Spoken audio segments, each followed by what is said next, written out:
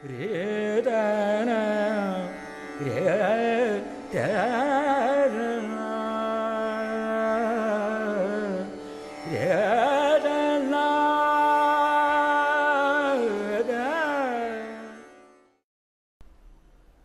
सन 1824 तक चालाक अंग्रेज व्यापारियों ने देखते देखते सारे देश पर अधिकार कर लिया।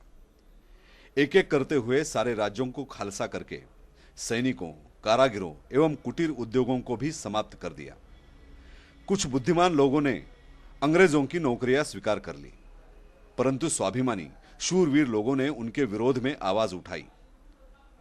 सन 1857 के संग्राम में हजारों देशभक्त स्वराज्य के लिए लड़ते लड़ते वीर गति को प्राप्त हुए।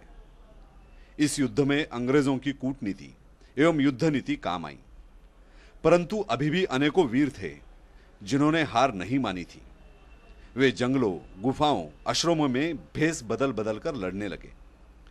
उन्हीं में से एक नाम था वीर उमाजी नाइक। उन्होंने अंग्रेजी सेना पर गुरिल्ला हमला करके उनके खजानों को लूटकर उनका जीना मुश्किल कर दिया था।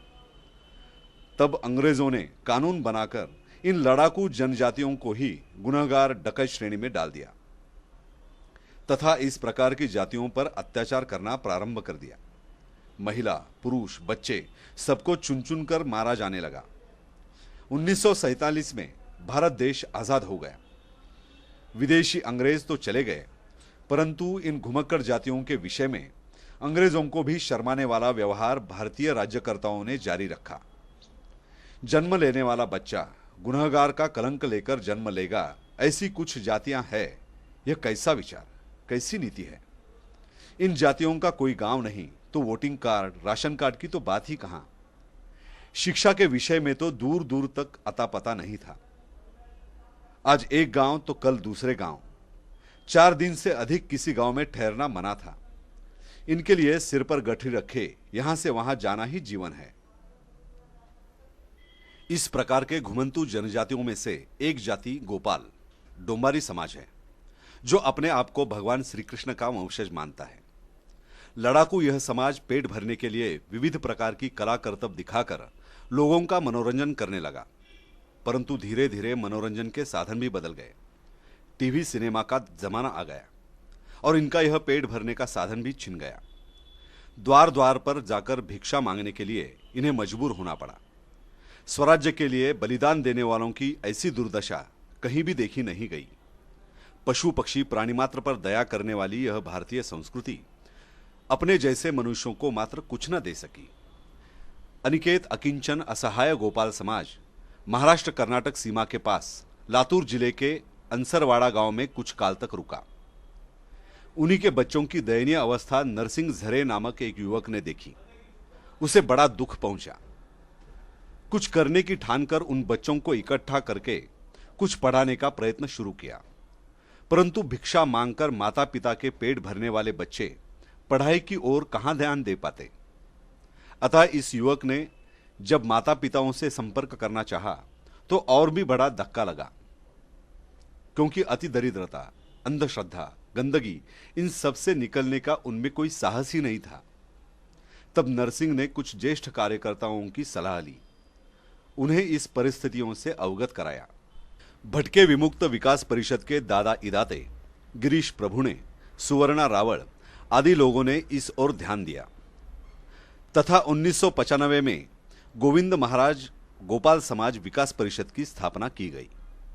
गोपाल समाज के कुछ लोगों को साथ लेकर शिक्षा, सुरक्षा, स्वावलंबन, सम्मान, इन उद्देश्यों को सामने रखकर कार्य प्रारंभ किया गया। एक छोटे से संस्कार केंद्र की शुरुआत हो चुकी थी, लेकिन मुख्य प्रश्न था घर और रोजगार का। संस्था प्रयत्नशील थी। गोपाल समाज भी तैयार था। बचत गट का मार्ग निकला। प्रतिदिन एक व्यक्ति 1 रुपया जमा करता था। इस प्रकार सबके सहयोग से गांव के पास थोड़ी सी जमीन खरीदकर घर का सपना पूरा होने लगा। कहने के लिए अधिकार पूर्वक अपना गांव, अपना घर हो गया। धीरे धीरे अनेक कठिनाइयों से गुजरते स्वप्रयत्न एवं दानशूर व्यक्तियों के सहयोग से 8 पक्के घर बन गए। साल था 1999। हजारों वर्षों के पश्चात उन्हें पक्के घर में रहने का सौभाग्य प्राप्त हुआ। निश्चित रूप से यह बड़ी क्रांति की छोटी शुरुआत थी। इस समाज की एक बहन सखुबाई बंडी धनगर पुणे में प्रशिक्षण हेतु गई। उसने वहां खादी ग्रामोद्योग आयोग में बुनाई कढ़ाई का प्रशिक्षण लिया। बाद में अन्य महिलाओं के सहयोग से दरी, रस्सी, वॉलपीस इत्यादियों का काम प्रारंभ किया। इस समय प्रकल्प में 22 महिलाओं को काम मिला है। बचत गट के इस उपक्रम को महाराष्ट्र शासन का पुरस्कार भी प्राप्त हुआ है। संगीत कला में रुचि रखने वाले पुरुषों को हैदराबाद में बैंड बाजा बजाने का प्रशिक्षण दिया गया।